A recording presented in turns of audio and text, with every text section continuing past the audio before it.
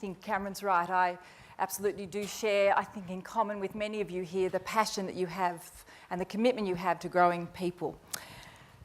But I also do know that it's a very bold move to talk in a room full of talent experts and people who are extremely experienced in working with people and developing and growing people. And to compound that pressure, I have to confess that I'm not an expert. I might be the CEO of ARI, but I'm not an expert in talent, and neither do I have any magical cures as to how to slow the pace of change. And to compound that, I get to follow Dan, who's an incredibly talented person. And I have to say, Cameron, I think he got your quotient of comic that your mother was suggesting that you were lacking. But before you actually head off to the exits, what I am is the CEO of ARI. So I sit in a hugely privileged position. And like Jeff, I get to go hear a lot of people, see a lot of people, and steal some of their ideas. And in this case, the ideas I'm going to talk about today, I've actually talked to the people I've stolen them from, and they've given me their permission to share them. But I'm very much interested in looking at how we develop and nurture talent in a world where absolutely nothing is standing still. Now, I want to step back and just think about what that word talent is. We've heard it a few times this morning already, but particularly what it means. And I think it's greatly mystified a lot of people over the centuries. Now, to help me get started, can you raise your hand if you know someone who's talented? Yeah, okay. We're fortunate. We know. No, you've got to keep your hands up. Okay, now from those people that you're thinking through your mind, what is it, what sort of things that they do or attributes they have that in your mind make them talented? Over here. What's the person do that you're thinking about?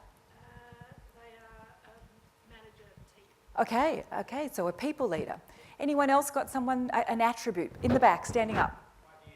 Ideas, okay. A brave decision maker. Brave decision maker. Oh, you are such a EQ group.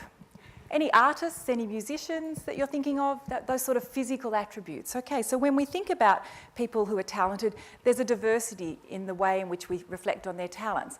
And the reality is they're doing extraordinary things. And most likely, they haven't got to do those extraordinary things in a very easy way. Now, I just want to start by sharing what are some of the traditional ways or different ways people look at talent. And I'm going to start with Erica Jong. And what she says is everyone has talent. What's rare is the courage to follow it to the dark places that it leads. Now, she's a present-day novelist and writes lots of good books, and she presents the idea that talent's common. But in fact, we've got to be prepared to take the risk to go where we need to go in order to make the most of our talent.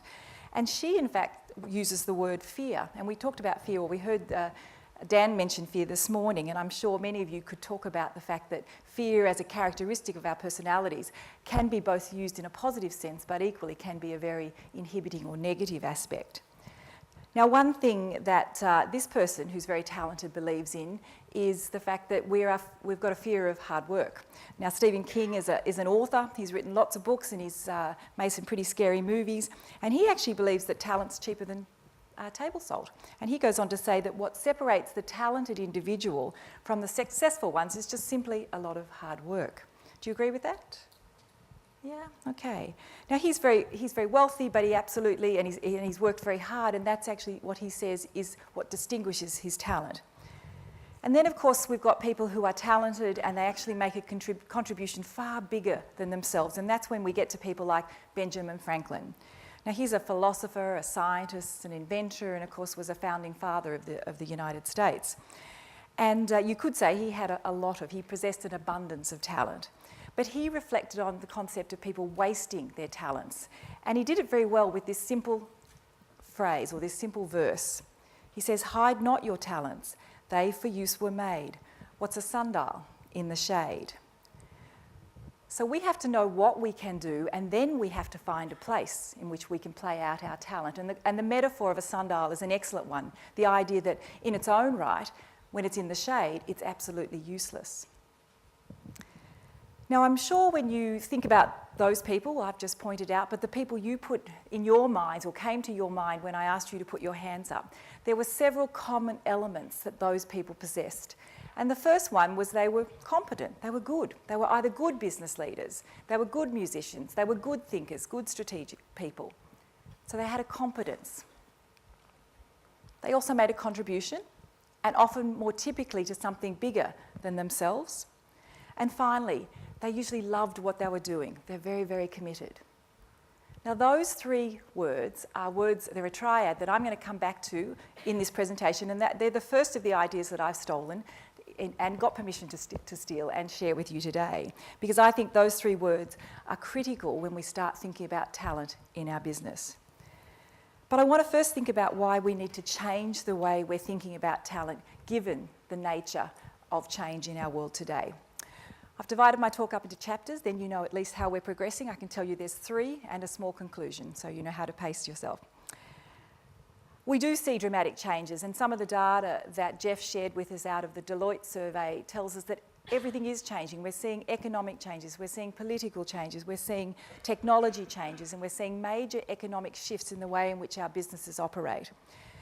There was a McKinsey Global Institute that said that half of the world's jobs today will disappear by 2013 and replaced by jobs we don't even know about yet. And of course, many will be replaced by robots, so they won't be jobs. Now, all of these realities are things that my members at ARI, we have 20,000 members, and in fact we have members in the room here today, they're the things that they have to deal with on a day-to-day basis in terms of their roles as HR practitioners. But equally, as leaders, we need to understand how to deal with this change and how we can maximise the outcomes of our business and make it places a very positive environment. So we need to look at everything that is to do with our work, our workplaces, and also our workforce. And we heard Dan talk about that we can't stigmatise generational areas, but we have 5 generations about to enter our workforce.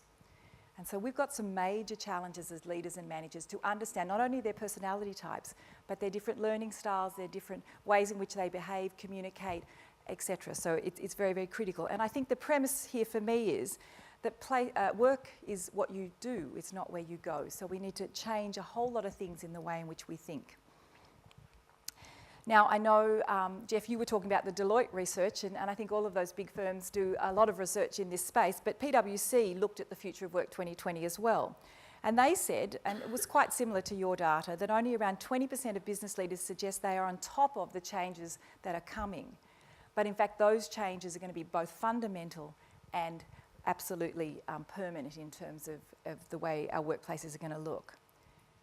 So we need to develop the skills to manage our people, our talent, in an environment where we're seeing changes to our work, our workplaces, and our workforce. Now, I've done a few things over the years, and it's been really fun doing lots of things. My background is very much from an educational space, not a training space. I love that comment. And I've also worked a lot in business. I've worked in the US and experienced different cultures, and I get the opportunity to listen to a lot of people talk. But I have to say I've really struggled with the definition of talent. It's such a nebulous word. It's not something we can kind of wrap our hands and put a definition underneath it. I asked you earlier the kind of people, when you think about people who are talented, they popped into your mind quite easily.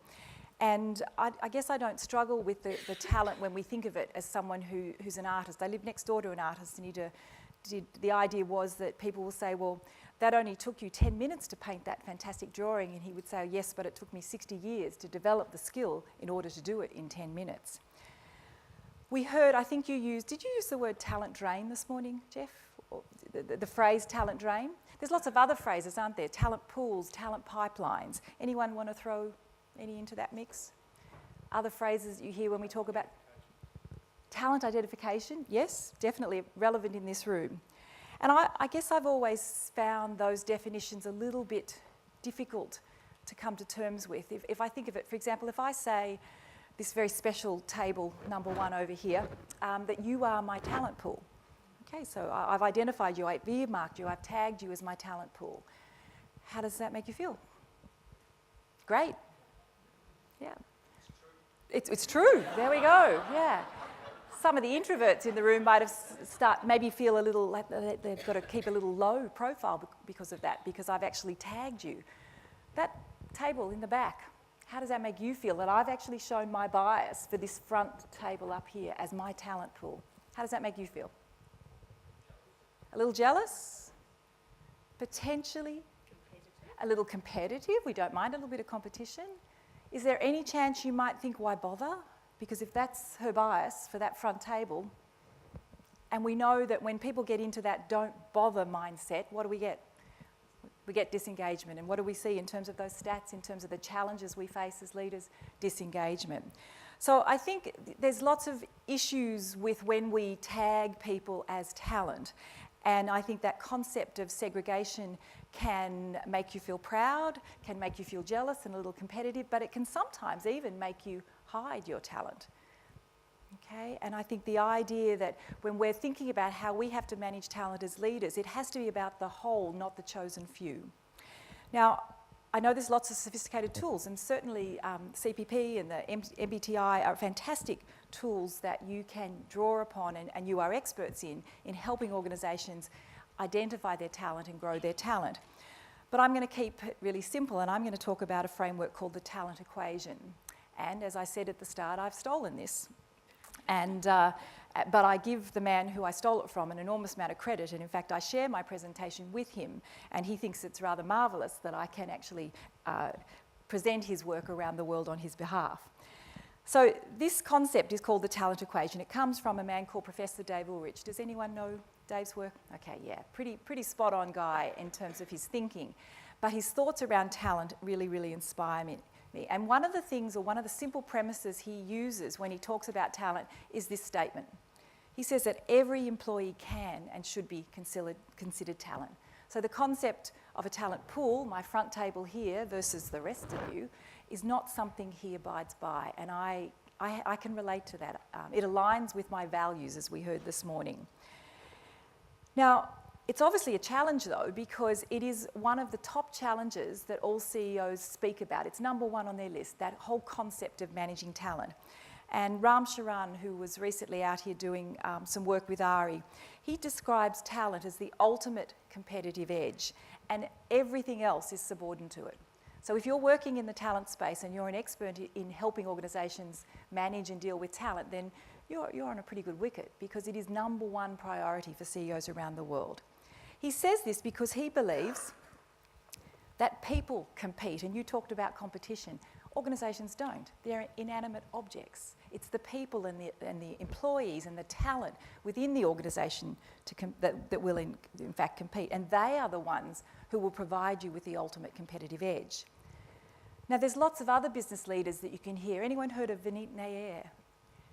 He's got a book, and it's a great little book. It's a very simple read, Employees First, Customers Second, and I've recently been seeing Richard Branson also using this combination. So these guys are pretty smart guys.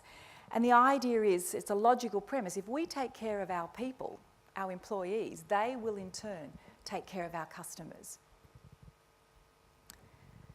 Now, I want to just make sure that when I talk about talent, I'm not confusing you by ignoring the fact that in all organisations we have strategy critical roles. Those roles without which the business won't run. And I think actually the best thing to do is give you an example. I work with a woman, senior HR leader at a large organisation, 40,000 plus people in the business, and I asked her how many strategy critical roles she had in that organisation. Anyone want to guess what number that was? 8. Okay, so we're not talking about talent, we're talking about strategy critical roles. So what I'm going to talk about from here on in is about the whole, not those particular individuals. Now, I think that challenge then of not having to manage those 8, but rather the 40,000 plus in our organisations, means we do need sophisticated tools. And again, I thank the tools of the MBTIs, and I'm almost afraid to confess what I am in this room, because you'll be analysing me for the rest of the session. But a safe space, yes. I know what you are when you say that. So he talks about this talent equation. It's really, really simple, and you can write it down. Of course, it's Dave Ulrich's, but this is what it says. It says the talent is equal to competence multiplied by contribution multiplied by commitment. Okay? And when he talks about competence, that's pretty straightforward. That's your knowledge and skills. That's the things that we are good at innately, or perhaps we've learned over time. And what's a really fantastic thing about that that particular part of the equation is it can grow. You can get learning and development. You can come to conferences like this. You can be mentored or coached. You can modify that component of your equation in terms of your competence. One of the things you have to avoid, however, is getting into a competency trap, that idea that we're afraid to try new things for fear of appearing incompetent. And I think a further caution is that we can't confuse confidence with competence. And I think we see that happen a lot. We see very confident people. I don't want to talk about any particular political leaders, particularly if you think about the American politics, which is, sorry about this, Jeff, but I kind of feel because I lived there for almost a decade, I can slightly talk about it. But the idea that we see enormous confidence being projected, and sometimes we confuse that with confidence. And there's a fabulous guy, I'll come back to that. The idea that if you are, actually I don't know where my little slide's gone because, no, I've lost it, okay. But the idea that we need to be stretched. So we need, in fact, to make sure that we're going outside of our comfort zone. Often when we become not stretched is when, in fact, we are our least competent because we're not being stretched outside of that zone. And this is my cats. I have a fabulous person who works with me and comes up with wonderful diagrams. The other thing I wanted to talk about, and this was the one I was actually looking for, is confidence versus competence. This guy, apart from being rather dashingly good looking, was a presenter at a recent conference, and in fact is going to be at our next conference in Brisbane next year. But he talks about, he's a professor of business psychology. Anyone know Thomas? You've seen his work before. He's fantastic. He's an authority in personality profiling. He should be in this room. But he talks about how narcissism and overestimation of our abilities is putting the wrong people in the top jobs, and often in those top jobs with enormous power and influence. And so he makes note that we need to clarify our priorities if we're confirming to seek our competence. And just bettering yourself is one element, but in fact if you are genuinely seeking to improve yourself, then that's in fact the distinguishing feature. Now the second C is about contribution. And I'll come back to the equation to get that up. I'll just go backwards, my apologies. I think it's slightly in the wrong order. Okay, is contribution. So this is how, again, what it is you do in your role. And another great thing about this part of the equation is it can be managed. So if you're in a role where you're no longer stretched, then in fact you can move out of that role. You can have a conversation and see what other opportunities are there. And of course it's inside this particular area, contribution, that's where you get that discretionary effort. If you come into your job every day and do just what's in your PD, do you think you're making a great contribution? You know, possibly. But ultimately, you're not really in that space where innovation and really great creativity takes place. And I think that's where talented people, that it's outside of that discretionary space. Have anyone had a job where, in fact, the job description reduced their creativity, shut down their innovation? Okay. The one that comes to mind for me, one of my first jobs in high school was I worked in the Arnott's biscuit factory, and I worked on the chocolate royal line, which I, of course, can't eat now because you were allowed to eat as much as you wanted to at the time. But my job was to pick up 3 chocolate royals in each of my ungloved hands at the time. I'm sure they've changed that rule. And place them into the trays as they came past and not let any get ahead of me because that would, in fact, mean there would be wastage. There wasn't a whole lot of creativity. I was making a contribution. I did my job between 9 and 5, but there wasn't a whole lot of creativity or innovation required. Hence, I learned a lot about the importance of education, and it's a great thing to take. I always would take students to places, to factories, to factory lines and the like, because I think there's nothing greater, the incentive of seeing the disincentive of having your creativity restricted. How about a micromanager? There's none in the room, of course, but have you ever been in the environment where you've been micromanaged, where you stop thinking about what you can create and how you can think innovatively, but rather what that other person wants you to think? Okay, so they're 2 great inhibitors in respect to contribution, and I want you to think about that. The last one is commitment, and that's a really, really important C. And the idea that this is, if you are going to talk about from an individual's perspective, that's attitude. But if you're going to talk about it at an organisational perspective, that's where all of your culture takes place. That is what they bring to work. That's what gets them out of bed every day. in terms of coming to work and the attitude that they bring into the environment, whether they're pulling the culture up or pulling it down on the basis of their actual commitment to the organisation. Dave, I'll go back to this one here. Dave actually says quite simply, when we're looking at this equation, it's the right skills, so that's the competency, in the right job, so that's the actual contribution, in the right place in terms of I want to be part of that. Now, equations aren't exactly a discipline of HR. We don't tend to often think about that as an HR skill. And certainly about 100 years ago, Einstein gave us that wonderful equation, E equals mc squared. And it's known as the leading light of equation. And I think it explains the power of the sun and therefore life on Earth. So it's a pretty impressive equation. So I think Ulrich does a really good job, and I think it's a great equation. And in some respects, I think it's how these three come together that gives this equation an enormous amount of energy, and in fact is a positive equation when we start looking at in relation to workplaces. But the tenet of his equation is that all three have to coexist. Okay, so the fact that you can't just have one operating. Let me give you an example. Someone on your team, unbelievably competent, so the first C, give them 3 out of 3. Really spectacular CV, got all the skills, done all the study, absolutely spot on. They absolutely love coming to work. You know, they're the first ones in and they smile and they chat to everyone all day through the office and they love coming to work. So you give them a 3 out of 3. But they've outgrown their job. That's why they're out there chatting to everyone all through the day. They've outgrown their job. They're hugely competent. They're passionate about the business, but you no longer, and often in a small business, you no longer have a place where they can do that stretching, where they can grow. So you have to give them a 0. Now, we don't have to be a mathematician in this room, but if I get a 3 times 0 times 3, I get a 0. Okay, so it doesn't matter how good any of the other C's are, if in fact you've got one of those out of balance, it doesn't work. Anyone know anyone in that scenario? Again, no one in this room, but the fact that people really, they do change. Let's look at another one. Okay, we've got someone who is in fact highly committed. And in fact, they're making a really, really good contribution. So what do we most typically, or not most typically, sometimes do as managers? We promote them. And we promote them to a place where they're no longer competent. Okay, so sometimes their equation gets out of balance for the wrong reason. And suddenly, what's their talent equation? How do they feel about themselves in the construct of the organisation?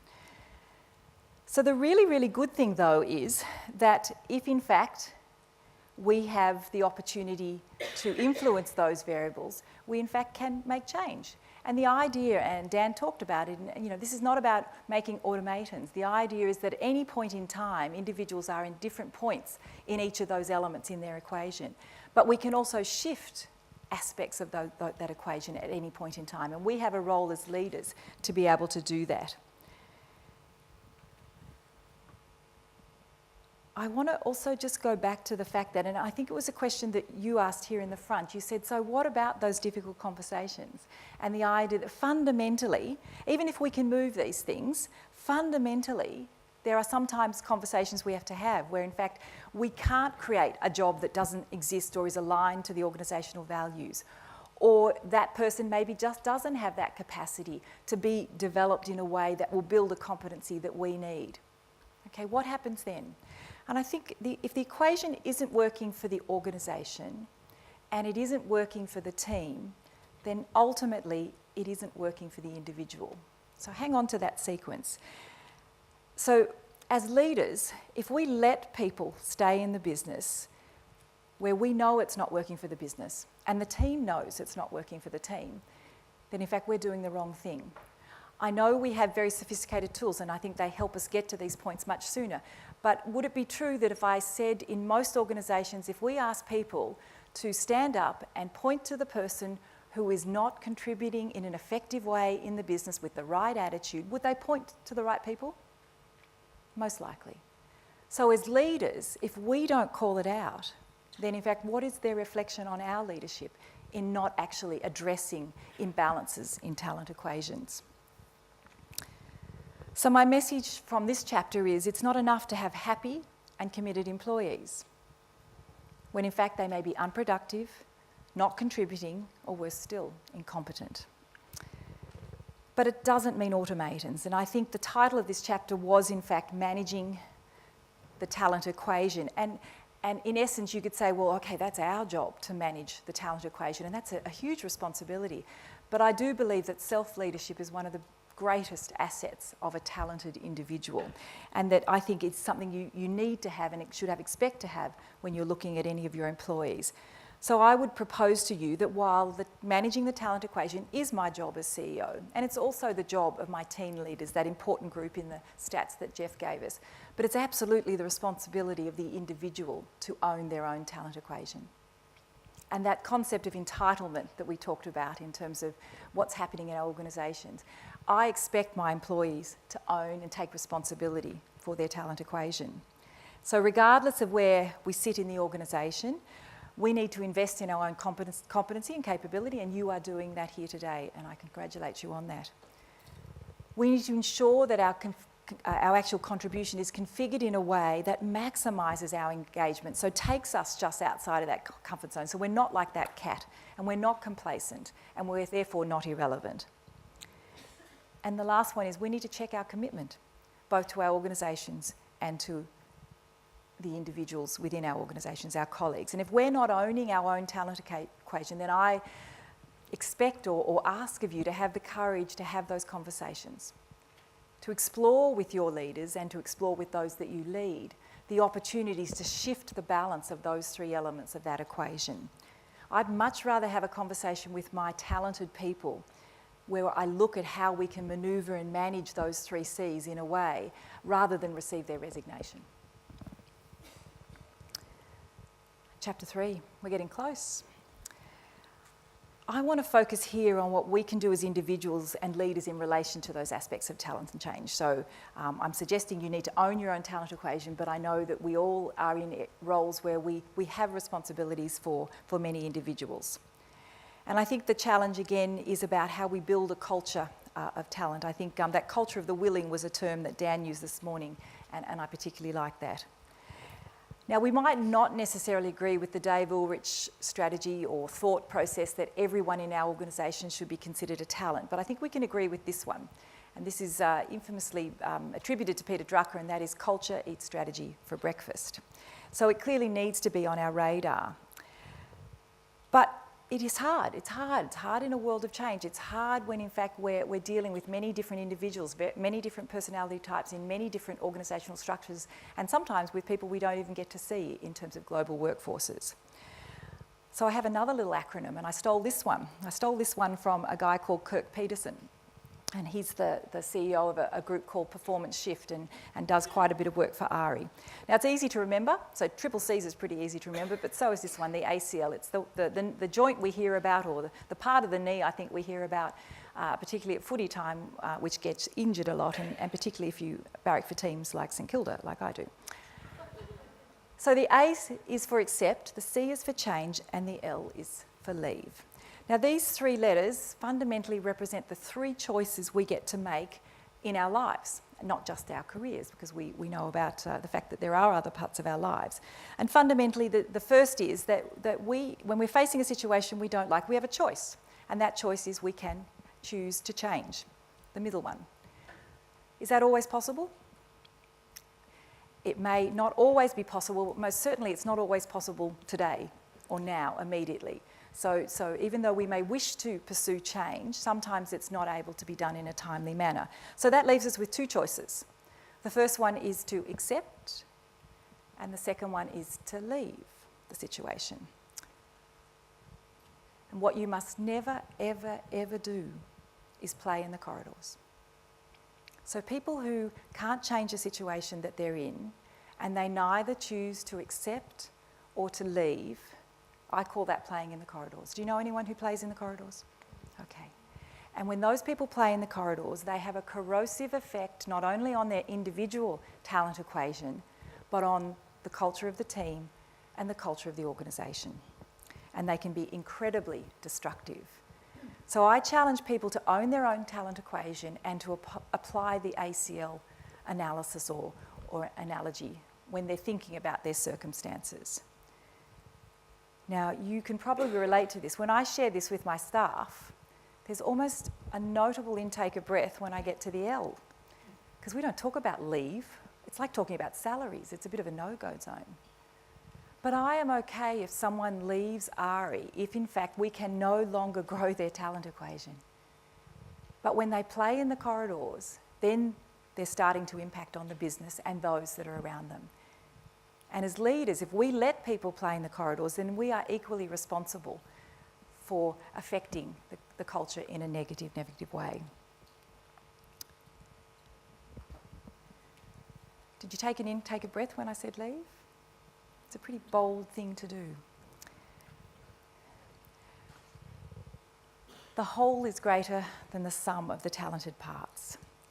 One of the challenges, because that was easy what I just said, okay, we're going to manage all the 3 Cs and we're going to watch our own talent equation and we're going to call it out when people should leave organisations. But as managers and leaders, sometimes one of the biggest challenges we face, we get too close to those that we lead. And in fact, sometimes it makes it really hard to implement change or even, in the case of the L, let go. I think one of the reasons we find it so hard is we get our perspectives mixed up. We start looking at it from the perspective of the individual. And I'm not suggesting that, in fact, we need to be callous and calculating. And I can say that Dan's left the room now, but like Dan, clearly he likes a good fight. But in fact, when Ari recently did some research in respect to characteristics, not only knowledge that HR professionals have, but their behaviours, understanding care was one of the most highly rated characteristics or behaviours of HR professionals that leaders or managers, CEOs were looking for. So this isn't about not caring, but rather it's about checking the perspective that we bring to a scenario. Okay? And the best way to explain this is visually. If we start from that little tiny pinpoint of the individual perspective, and then we try and make things fit and work within the team, and then we try and balance it against the broader perspective of the organisation, then this is what we're going to get, something highly unstable and most likely unsustainable. When in fact, if we're having these conversations, if we start from the perspective of the organisation, what is right for the organisation at this time, and then in fact what is right for the team, and then look at it from the perspective of the individual, there is a much calmer rationale and approach to that conversation. Because if it's not right for the organisation, and if it's not right for the team, will it be right long term for the individual? No. So all we're ultimately doing is probably postponing a difficult conversation and making it an even more difficult conversation. And as I said earlier in relation to not calling out an imbalance in a talent equation, as a leader, what do those who watch you try and squash something in, what do they think if you're not in fact driving it from the right perspective? And it's a bit like the Cs. If we can in fact, if we look at, sometimes we can sometimes be in a situation where that phrase, we throw the baby out with the bathwater. No one's talent equation is ever going to be probably in perfect harmony. Something's going to have happened in the morning, something's going to be coming 2 weeks from now that's going to perhaps trigger that, or an imbalance inside that equation. And the idea as leaders, if we can isolate in our conversations, whether it be about learning and development, whether it be about performance management, but if we can narrow down our perspectives, so what is it? It's not that this person is not a talent, it's just perhaps, okay, maybe it's their competence, maybe there's something I can do there. So each of these acronyms and each of these sort of analogies, for me, I use these every day. Because leading people is hard. Nurturing talent is hard when we are dealing with such a diversity of individuals, but equally, I want that diversity around the table. I like nothing more than meeting with my management team, who are nothing like me in so many ways. The way they think, the way they approach things, the creativity that they bring to the table, and I love that diversity. So we need to be able to break these things down in a way to ensure that we contribute to our business's success. So back on the topic, exploring what talent looks like in a world of change, that is the constant. So we can't slow things down, we can't predict the future. So we have to learn to manage and leverage the talent that we have in a way to accommodate the change that is coming at us. I've got another quote to share with you. It's actually one of the partners of David, which is a guy called Wayne Brockbank. And he says, by focusing primarily on individual contributions, so that's that individual part of that pyramid, the talent movement, by definition, succeeds in making the organisation whole equal to the sum of the parts. And this overlooks the central contribution of the organisation to make the organisation whole greater than the sum of the parts. So he's channeling a little bit of Aristotle there, but it's so true. If in fact we just worked from the basis of the individuals, we will in fact do a disservice to our organisations, and we will ultimately do a disservice to the individuals. So our agenda as leaders is to look at talent through the lens of those 3 C's: competence, contribution and commitment. But remember, they need to work together and they need to each have a positive score. They will go up and down, but you can change and you can shift each of them. And equally, you can in fact have others own that equation. It's not individually your responsibility, and that's that other piece, that we as leaders have to manage our own talent equation. We have to be in charge of the opportunities that we don't even know are going to be out there in the future. But most importantly, as leaders, we need to make a commitment to manage and grow the talent of those we lead to derive organisational performance. So remember what we're here for in our roles as leaders and managers, starting from the needs of the organisation, the team, and then the individual. I have to finish on another triad because that's the trend I've set, and this one is in fact TLC. In terms of, if you to walk away from here, what are the ways in which you can manage the complexities? So the T is the talent piece, okay, and again the 3 C's. The L is the leadership piece, and here I'm not just referring to what individual leaders choose. I think over here you put your hand up to say that when you thought of someone's talent, they were a great leader. But I'm referring to the value they create for others through their leadership.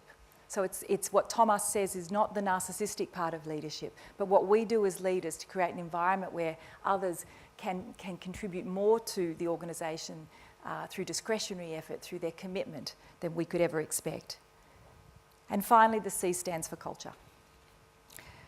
I started this presentation by saying that culture is a topic that I think is incredibly important, and we've seen the statistics up there.